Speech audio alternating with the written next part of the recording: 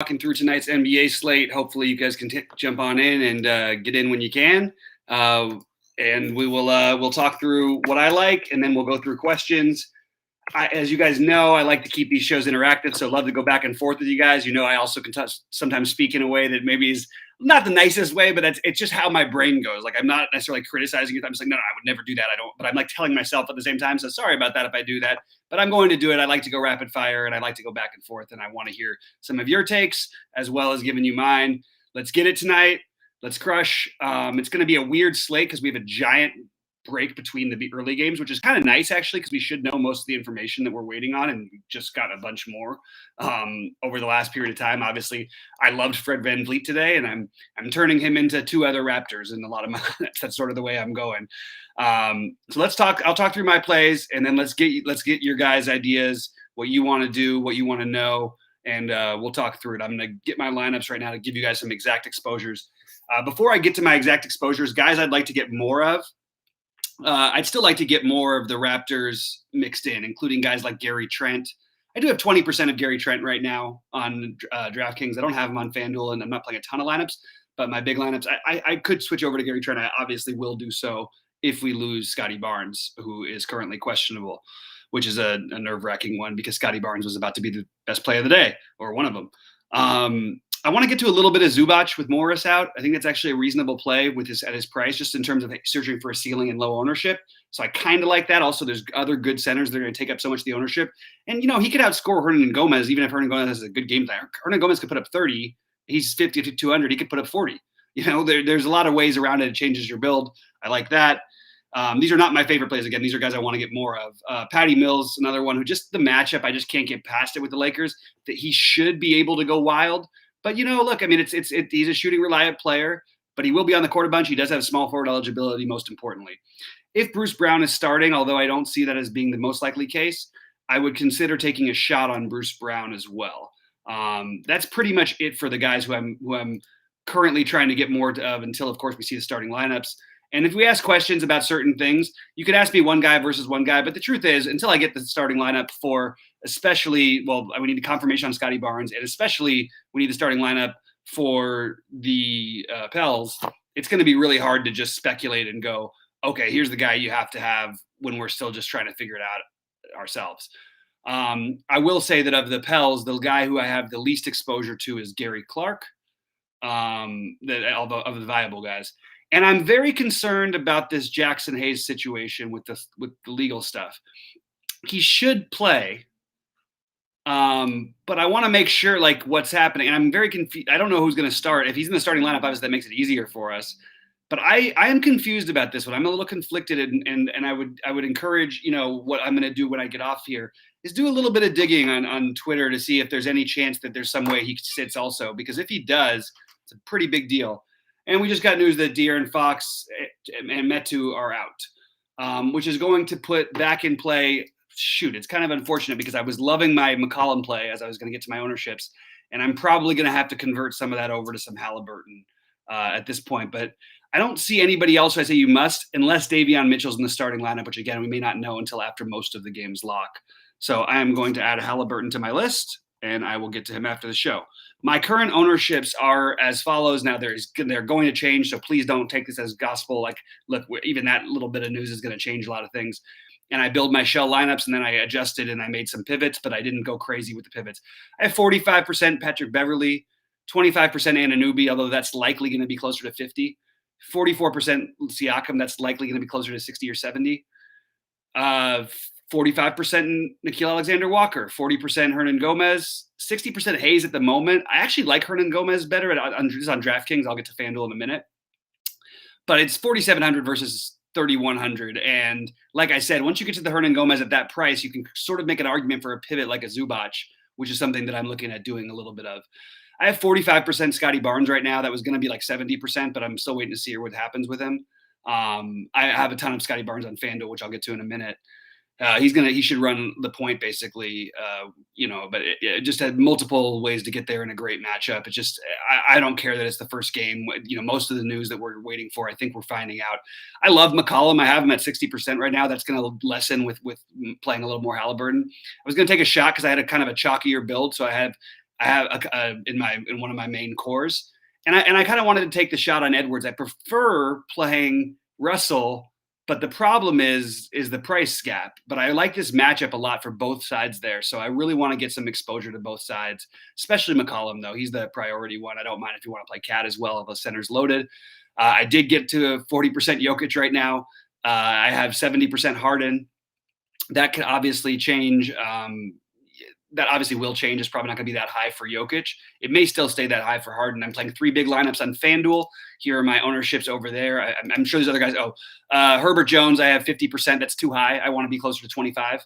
Satoransky, I mentioned I have a huge percentage of. I'm going to be lower on him and probably even mix in silliness like Gary Clark and things like that. Just to get some different exposure to that game. I also think you could make a very easy pivot to a guy like what's his name instead of him, who I don't think gets as much of a boost, Temple, because he's not high usage, but he's high usage enough and he should play minutes. It's just that they get blown out, which I think is a very real possibility.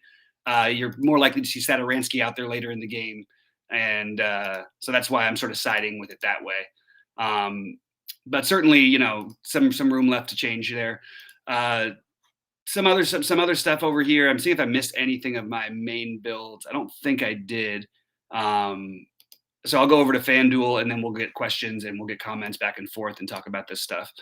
I did force Luka into a lineup on FanDuel. I don't think that you need to. It's too expensive. He's going to be 0 owned, and if I play him with Harden and they outscore all the other guards by 20 points, which is completely on the table, then I'm going to at least feel good about the way I built. Of my 3 big lineups, I have 2 Hernan Gomez's and 1 Jackson Hayes. Of my 3 big lineups, I have 2 Scotty Barnes, 2 Anunobys, and 2 Siakams. So matching those guys together. I have LaMelo Ball in one of my 3. I have Alvarado and Satoransky each in one of my 3. And I have I have Alvarado in 2 of my 3, Satoransky in 1. And I have Nickeil Alexander in 2 out of my 3, but he's also going to he could end up being on the 3rd one as well. It's just sort of going back and forth on that one right now. Other guys I like, DeJounte Murray is another spend up that is just in an awesome matchup. I will get to some Christian Wood to counter my DeJounte Murray in that game. Should it stay close, you get the back and forth with those two. You could be looking at like 120 fantasy points between those 2 guys, and that certainly sounds good with the value we have out there. I have McCollum in 1 out of my 3. I have Porter in 1 out of my 3. I mentioned that I do like both sides of that game. Too much Edwards, but his price makes him more tempting over there, and I actually have him in one of my main lineups on DraftKings, but I have him in 2 out of my 3 right now at 6,700. That's going to turn into a little bit of the Toronto guys. It's just I need to know what's happening with Scotty Barnes before I decide. I have Jokic at center in one of my 3 on FanDuel and one of my 2 on DraftKings, and that's basically a rundown of my main guys to play. So let's talk about what's happening. I just went through all my strategy, guys. So no reason to come in and say what's my strategy. Hopefully that question was way before because I just went through everything I'm doing as of right now. Let's see. Precious in the mix for Toronto. Yeah, I did throw Precious into a couple lineups. He's played a lot of minutes in these situations, but that could become a weird, sneaky Boucher play if we lose Scotty Barnes. So keep that on mind. Precious is fine on FanDuel as well. I don't think it's like you must get to him, but I do have him in one of my 3. I forgot to mention that. And the one I have him in, I am, running him. It happens to be in one where I'm playing Barnes and Siakam at the moment with Ball on the other side to give you an idea of what's up with that. What's up, Sensei J? What's up, Adam? At K9 Bronco Dunbar's out there. Yeah, we got I got all the news, guys. So what are you doing? What questions do you have? How can we make best use of these next 10 to 15 minutes? And what can we do to get this figured out? I don't think Precious needs Barnes to be out, by the way, to be viable. I think he's viable anyway. If Barnes is out, he becomes an even better play. Keldon Johnson is a guy who I had on my radar to start the day. It's really hard to justify against some of the other plays. Both Keldon Johnson, DeJounte Murray are really good plays. I'm sorry, DeJounte is also. But Keldon Johnson, Derek White, really good plays that I am not getting to as much as I thought because I could play, different positions a little bit, but I get Gary Trent and, one of the Toronto, whether it's Anunoby or Scotty Barnes that just make it a little bit more interesting. So that answers that one.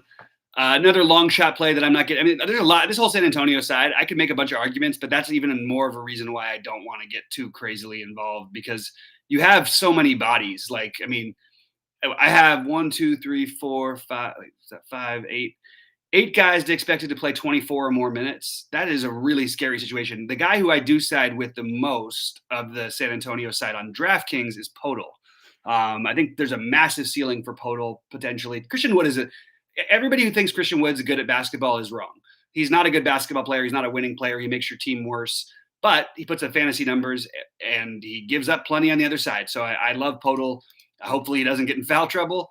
But if he's been running out there, he's been just crushing, and he feels like a better play to me than just a stronger position than Derek White or Keldon Johnson or Devin Vassell or Lonnie Walker or Doug McDermott or any of the other guys who you want to mix into the builds. But if I was scripting, and again, and I say that a lot, but I think it's important to know where it's coming from. So I think all of those guys are viable plays. I just don't think that I'm going to end up doing that hand building, because I think there are better options out there that are actually getting basically similar ownership as of right now. Kelly Oubre did not cross my mind for 1 second today. There is no reason why they would start him. They just don't ever do that unless they've been really shorthanded. It'd be Cody Martin. And the truth is, when he was thriving, they were missing like 3 of these other starters as well. It wasn't just him. So Kelly Oubre is a guy I have as one of the lowest point per dollar plays in that game. And sure, can he get hot and do something? No reason to play Kelly Oubre at all, in my opinion. You're just being weird for the sake of being weird if you make that play. So I'm not going to do it. Favorite FanDuel centers. I like Zubac a little bit as the one I didn't mention, but I mentioned all of my centers. Wood, Hernan Gomez, depending on which you're using. I like Achua. You can use my power forward. Hernan Gomez, Jackson Hayes, Jokic. Those are the guys who I'm using. So nobody else for me that I am interested in, except for I do like Zubac, and I just haven't gotten to him yet. Okay, let's see. Anything else? Keep popping them in, guys. We love to keep going, but there's no back and forth I can do with anybody because I'm doing this show solo. So we can get to a lot, but we need to get all the questions out there. And I don't mind if I'm not trying to criticize when I say I hate a play. That's just me. That's just my thought. That's how I am. I'm blunt. I'm not trying to criticize any individual while I'm doing that. Ooh, what did I just do here? I ended up, I think I have a little too much Jackson Hayes, which maybe there's no such thing, but I think there is. I don't think this is any sort of an absolute stone cold lock of any kind. I think it's a lock that 3 guys from New Orleans crush their value. I think it's likely that 5 do. And I think it's possible that more do, but I am not going to play based on that. Just strategy. It's not going to be like the way I'm going to attack this slate in general. I am going to try and squeeze a little bit of Keldon Johnson into some of my lineups. I just think it makes a little too much sense. And again, I think I'm a little lighter on Garrett Temple than I initially planned to be. So I would like to change a little bit of that. Even though I don't love this thing for Temple, I was interested in noticing that he had like a few 20% usages. So if the game stays close, I think he actually is maybe like he's not as good of a play as the numbers would have made. Oh, I'm going to play Garrett Temple tonight, but he actually could end up being that good of a play. It's just on a different slate, we'd be all over him. There's just too much value in that same game, and it's really hard to justify for me anyway. All right, what else have we got here? Let's see. Nurkic, I have 0 Nurkic tonight. That's Sheets' thing. Go ahead. Everybody can go ahead and do it. The odds of him being the best scoring player in that price range, I feel like is fairly low enough. I think he's actually going to have some ownership too. And I like the matchup. I like to attack Cat. I would much rather play CJ McCollum at 1,000 cheaper than Nurkic. I think the median score is higher. And I think while Nurkic might get to 60 more often, I think that CJ gets to 50 at least as often, if not more often. And again, you're taking up a center spot. So I don't want to play all over all these guys. Like I think Nurkic is a very similar play to Podol in just raw numbers. And Nurkic is costs 2,000 more. So I am not getting to Nurkic. I commend anybody who does it. It's completely a good tournament play. I'm not going to say it's not. It's not something I'm doing. It's not something I'm a fan of.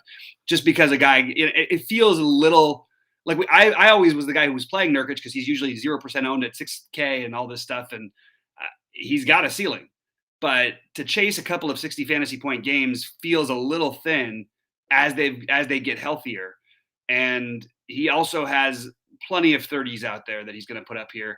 And I have no fear in fading him. If he scores 60, so be it. I have plenty of other guys on my roster who could do the same. If the game stays close, Harrison Barnes maybe get 40 minutes. I have zero interest in Harrison Barnes. Let me take that one back. I could not find. No, you know what? On DraftKings, there is no way I could find. You couldn't pay me to play Harrison Barnes tonight. I would say that. You're talking about a guy who just had a ceiling game of 42 and was on fire, and he's 6,200. I have a bunch of guys like that who are 4,200 today. So why would I need Harrison Barnes? So I don't. So for me, completely inviable. Does he get there? Sure. Sometimes he's going to get there in this spot. Definitely don't like the play though, in my opinion. Scotty Barnes is starting, but he's questionable. They announced after he was starting, Carnes, in case you missed it, they announced he was starting, and then they announced that he was questionable. So there is that midday downgrade that can sometimes get you. So it makes me a little bit nervous. That's where I'm at anyway. I don't have anything else, any other way to put it than that, I am all over Scotty Barnes, and if he's out, I'm gonna be all over the rest of the Raptors. Most of this slate is gonna come down to getting the right Raptors and the right Pelicans, and I think that's what you should be trying to do. The guy who is going to start popping is Boucher, and I think that he's going to get a little bit of ownership because of his reputation. I didn't mention him before, but I would like to get to Boucher. Take Boucher versus Harrison Barnes. So straight up, Harrison Barnes would have to be 1,500 cheaper than Boucher for me to play him. He's more expensive on DraftKings than Boucher. And to give you an idea, Boucher can put up 50, especially if there's no Scotty Barnes. Now, I probably don't necessarily need Boucher to get to play anyway, but I'm okay with it. I actually feel better about that kind of a play than I do about the Harrison Barnes just play and pray for the best game he has all season for basically no reason other than that Fox has gone, and we've dealt with this situation before. It's just not how they run their offense anymore through him like they usually do. Also, a guy who tends to usually be better at home, although he did have a nice game at Milwaukee the other day. But I mean, this guy has hit 40. He's hit 40 fantasy points exactly one time since October. So we can't play a guy like that, in my opinion, on this kind of a slate where there's just too much goodness out there. Getting to any Temple, I went through all my Temple thoughts. Yes, I have some Temple. I don't think he's this incredible play, but I also think it's kind of been, people have talked off of him all day long on all the other shows. All the other touts have talked about not playing Temple so much that I actually think he ends up the lower owned of the bunch of all of them except for Najee Marshall. And because of that, I think that I'm going to have to try and force in some exposure. I'm playing that Satoransky ends up on the court later than he does, so maybe he's a better play. And I also can do some things out there. But I would, at some point, if Satoransky's going to have twice the ownership of Garrett Temple, which is what I'm looking at right now, probably should play Garrett Temple instead. Just my thoughts. But I do have, again, I like Satoransky. And my initial build had the Satoransky over Temple. But I was playing a narrative, and I actually thought that people would sort of just do their typical, I'm going to play 1,000,000% of the guy who starts all the time game, and they didn't do it. So, yeah. So I am very, very, very into to trying to find the right ones. Like I mentioned before, I need a starting lineup, so it's hard for me to prioritize them, and I'm going to get out of here pretty soon and try and see if I can dig a little bit. They should announce it at some point. I just would like it not to be 5 minutes before lock, because that'll make it very, very hard to adjust. Same thing with Scotty Barnes, and see where he is. But we can find out if he's on the court warming up and all that. But if he's out, that game opens up a bunch of different things. They have other bodies, but you know how Nick Nurse does it. He likes to play all the guys' minutes. So that's sort of the way you're building your lineups today, is these guys. Sure, if you wanted to mix in a king, whether it be, they did announce their starting lineup, and it's Terrence Davis, who I think Halliburton and Terrence Davis are strong plays. I don't see anybody else on the Kings except for Rashawn Holmes being viable. And then you get into that question where you have to play this guy questioning his minutes, although he did play 28 the other day. And is he maybe the guy who's a better play than than uh, than Hernangomez if he starts? If Hernangomez doesn't start, yes, he's a better play. If Hernangomez does start, I would lean Hernangomez, but I love the pivot to try to get to some Holmes instead, and as I mentioned earlier, some Zubac. Yeah, you can play. You can play. Temple and Satoransky aren't not a natural match. Minutes that Satoransky gets will take away from Temple's minutes, but the idea thing is you try to play a narrative. Like if there's a blowout here, which a lot of people seem to think there is, and it seems like it. Like if there's a blowout, then you're going to play. Then Satoransky will get the later run than Temple. They're not going to play Temple a million minutes on a back to back. But so playing them together is probably not optimal. But is it wrong? No, you can play. I mean, I'm playing I think I'm playing at least 3 Pelicans on all my lineups. So I can't criticize that one. Oh, MJ. Okay, only going to play 2 Pelicans. Go for it. What are you going to do at the big man minutes though? Because you really think that anybody either of those big man minutes aren't going to get there against Embiid? Like they kind of have to play the minutes. So I don't know how that works. Like somebody's going to have to get there. And you get a little bit of a bonus if you play Hernangomez because he'll take Embiid outside sometimes. As I mentioned last week when Mo Bamba was the late sneaky play, you get a couple threes in there, and yeah, you're looking pretty good.